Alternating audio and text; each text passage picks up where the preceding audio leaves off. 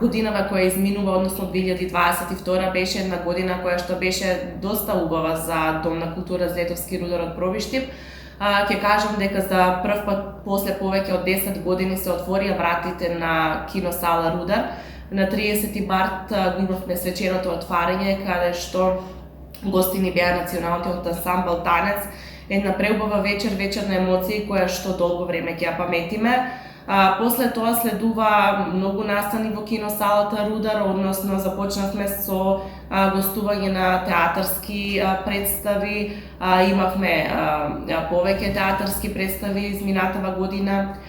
Исто така во киносалата се одржаа неколку концерти, еве ќе издвојам концерт на джез музика, кој што исто така беше од хуманитарен карактер.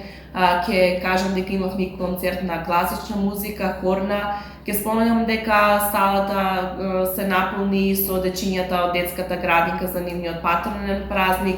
Исто така во киносалата се одржи концерт на балетското студио Магија, кој што работи при Дом на култура Злетовски рудар од Пробиштип. Исто така во киносалата на 17 ноември за прв пат прикажавме и проекција на филм после многу години. Се прикажуваше филмот Кајмак на Милчо Манчевски, а потоа следува и неколку проекции на филм со кои што ја фативме повеќе целни групи, односно филмови и за најмалата, за најмалите, и за поголемите дечиња и за возрастната популација. Ќе кажам исто така дека и за наредна година во киносала ќе се продолжи и со театар, и со кинопроекции, исто така имаме планирано и концерти од повеќе жанрови на музика, така да и наредната ќе биде успешна година. Што се однесува до другите дејности во Дом на култура, библиотечната дејност работеше континуирано од самиот почеток до крај.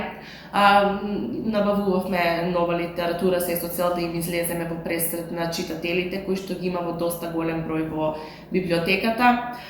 Традиционално, како и секоја година, првачињата добија бесплатна членска книжка за во градската библиотека. Исто така, кога сме кај таа дејност, се одржа и еднодневен сајам на книга, каде што граѓаните на општина Пробиштип можеа да ги купат своите омилени наслови од неколку познати издавачки куќи. Што се однесува до ликовната дејност, 2022 година беше една значајна година, бидејќи прославивме 30 години Лесновска ликовна колонија, еден значаен јубилеј. Колонијата помина во најдобар ред, успешно. Имаме 28 слики од овогодинешното издание на колонијата, кои што почнавме да ги изложуваме низ останатите градови, низ центрите на култура. Тоа ќе продолжиме да го правиме и наредната година. Исто така ќе спомнам дека музеот за ретки минерали беше посетен од голем број на наши сограѓани, но исто така и на граѓани од други градови кои што го посетија и стварно беа фасцинирани од она што може да го видат како богатство кое што го нуди нашиот град. Ќе кажам исто така дека имавме неколку промоции на книга. Од еве ќе издвојам промоцијата на Емилија Златкова Анастасова, наша сограѓанка која што моментално живее и твори во Велес, како една промоција која што остави белег на оваа година.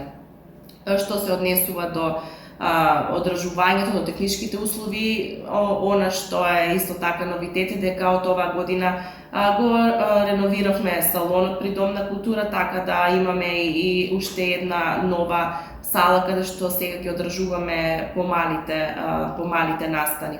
Сакам да ја искористам приликата на сите граѓани на општина Пробиштип да им ги честитам предстојните новогодишни и божикни празници, да им посакам многу здравје, љубов и среќа во наредната година што доаѓа, да бидеме живи и здрави и повторно да доаѓаат во Дом на култура и да ги следат културните настани кои што ги понудиме во наредната година.